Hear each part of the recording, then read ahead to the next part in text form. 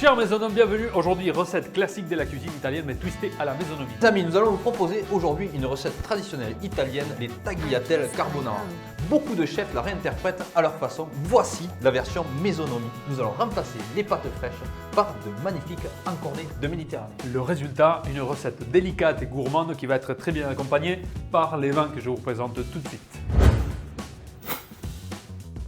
Les amis, on se retrouve encore une fois pour une nouvelle dégustation. Sortez vos verres, mettez-vous à l'aise. C'est parti, on va goûter. Aujourd'hui, 3 couleurs différentes. On vous donne plein d'options pour accompagner la recette. C'est parti. Aujourd'hui, on commence par un rosé. C'est officiellement la première fois qu'on présente un rosé chez Maisonnomie. On va goûter ce rosé allemand, une Marcus Molitor, un pinot noir de la vallée de la Moselle. Une région fantastique d'un point de vue géologique. Alors les sols sont presque pure ardoise, cette pierre poreuse, acide qui se casse facilement et qui permet aux racines de se développer en profondeur pour aller chercher l'eau. La vallée de la Moselle est un vignoble à forte pente. Pour vous donner une idée, un aller-retour à pied du village jusqu'en haut d'un coteau peut brûler jusqu'à 350 calories. Et je le sais parce que ma montre m'a dit qu'il était temps de faire le plein. Alors parlons un petit peu de ce rosé.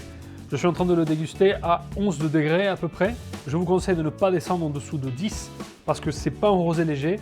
Il y a un certain volume donné par cette interaction entre l'alcool et le glycérol et on veut quand même pouvoir sentir ça en bouche. Au nez, nous avons des agrumes mais aussi un côté réglisse et un petit côté herbacé. En bouche, il y a un équilibre qui me plaît beaucoup. Quand je goûte des rosés, j'aime bien quand même avoir la sensation de boire du vin. Alors en bouche, en plus de la minéralité, on a une acidité qui est très particulière parce qu'il n'interagit pas trop avec la langue, sinon plutôt avec les gencives et le palais supérieur. Et en fait, c'est sur ces endroits-là qu'on interagit surtout avec les saveurs iodées. Ça fait vraiment penser à ces plats au bord de la mer, de coquillages, de sèches, d'encornets, avec un petit peu de citron. C'est vraiment un très très bel accord et ça donne envie de partir en vacances. Je vous présente ensuite, les amis, et j'en suis très content, le clairet du château Massereau. Alors, le château Massereau est une propriété familiale et une histoire des familles vraiment comme on les aime. Appartenant à la famille Chénieux depuis l'année 2000, ils ont été depuis le tout début les défenseurs de la vieille tradition sauternaise et d'une philosophie du travail artisanal du vin. Aujourd'hui, on ne va pas parler de leur sauterne ni de leur rouge, sinon de leur clairet. Alors, le clairet est un vin de macération courte, c'est un rouge clair. On prend des raisins rouges et on fait une macération pendant quelques heures seulement, contrairement à des vins rouges pour lesquels il faut faire une macération de plusieurs semaines. Le résultat est une extraction de couleur et de tanin très faible et une belle fraîcheur en bouche. Regardez les amis cette couleur. Si vous êtes nostalgique de la grenadine de votre enfance, ici vous avez la version pour adultes. N'oubliez pas, un clairet est un vin rouge. Un rouge clair, certes, mais c'est un vin rouge, donc n'hésitez pas à l'ouvrir au moins 1 heure avant de passer à table. Il faut lui donner du temps pour s'ouvrir, exprimer tout ce côté de fruits très éclatant au nez. Et la fin de bouche est très épicée. Donc vraiment, bravo aux amis du Château Massereau, un très bon travail et merci de nous avoir proposé cette cuvée. Je vous l'avais dit les amis, 3 couleurs différentes aujourd'hui. Et avec ce rouge, on part dans un autre vignoble de terrasse qui est Collioure, dans les Pyrénées-Orientales. Un vignoble complètement anachronique. On a des petites terrasses perchées sur des coteaux à 800 mètres d'altitude face à la Méditerranée. Aujourd'hui, comme il y a 1000 ans, on fait tout à la main. C'est un travail monstre. Je vous conseille d'aller voir, c'est extraordinaire. On va parler donc du domaine de la rectorie, un domaine appartenant à la famille Parcé. Et pourquoi je vous parle d'un rouge pour accompagner les tagliatelles d'encornet? Dans la cuvée côté mer, il y a une particularité qui m'a beaucoup surpris et beaucoup plu la première fois que je l'ai goûté. C'est une salinité en fin de bouche. On est sur de la syrah, du carignan et du grenache, mais avec un nez plutôt modeste, plutôt sobre, surtout sur les épices. Et cette salinité qui rappelle du côté iodé des encornets, je trouve que ça fait un très bel accord. Les amis fans de la dégustation, ça vous a plu? Bon, moi aussi, je me suis régalé. Donc je vous laisse aller cuisiner avec Fab. On se voit tout à l'heure. Les copains, avant de commencer la recette, un petit mot sur les encornets. Chez Maisonnomie, ça nous tient à cœur de travailler et de favoriser les produits locaux.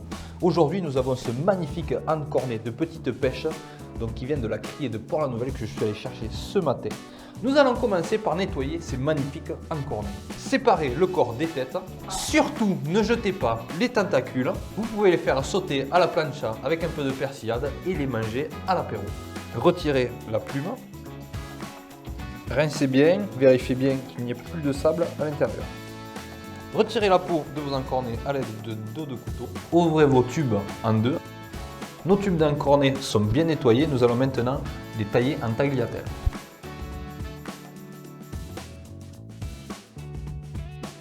Nos tagliatelles d'encornet sont détaillées. Nous allons maintenant les assaisonner huile d'olive, sel, poivre. Nous allons passer à notre version de la carbonara. Je dis bien notre version, c'est un sujet très sensible, surtout pour les amis italiens qui, eux, utilisent la guanciale, qui est une partie de la joue du cochon. Aujourd'hui, nous allons utiliser de la poitrine fumée que j'ai détaillée ce matin. Nous allons faire sauter gentiment à feu doux notre cochon afin qu'il rende tout son gras. Nous avons ici un morceau de parmesan, vous pouvez également utiliser du pecorino romano. Nous allons en râper une partie et faire des copeaux avec le reste. La poitrine a bien rendu son gras, ils sont bien colorés, c'est très joli. Nous allons déglacer avec un trait de vin blanc et maintenant nous allons lier le tout au parmigiano reggiano. Couper la flamme de la sauteuse et incorporer les tagliatelles d'encornet. Nous allons ciseler notre ciboulette. Maintenant, on passe au dressage. Pour ça, je dépose un emporte-pièce dans une assiette. On vient disposer nos tagliatelles d'encornet. Je viens déposer un jaune d'œuf fermier, ciboulette ciselée. Je dépose quelques copeaux de parmesan, quelques fleurs de romarin, un petit peu de fleurs de sel, tour de moulin à poivre. On termine cette belle assiette toujours sur un bel assaisonnement. Regardez, une belle carbonara, mais bien twistée. Ça va surprendre vos amis. Les maisonneuves, j'espère que vous allez essayer cette recette à la maison. Fab, l'illusion est parfaite. Hein, des vrais carbonara maisonnomie. Et aujourd'hui, on travaille avec des vins de 3 couleurs différentes. Elles vont chacune à leur façon venir sublimer les différentes saveurs de ce plat. Je suis d'accord, mon ami, ça, c'est maisonnomie. Gastronomie À la maison.